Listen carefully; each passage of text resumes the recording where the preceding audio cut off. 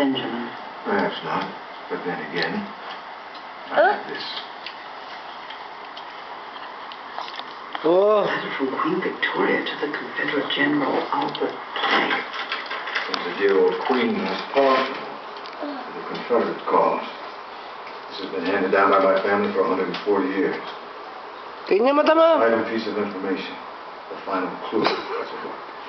Of course, this Tingnan mo mata mo. piece of information is worthless without your translation of the planks. Abebe daw, abebe. Again, Abebe.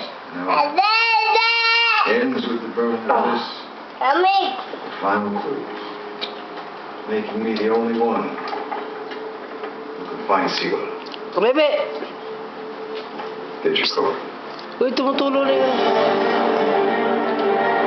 Ah.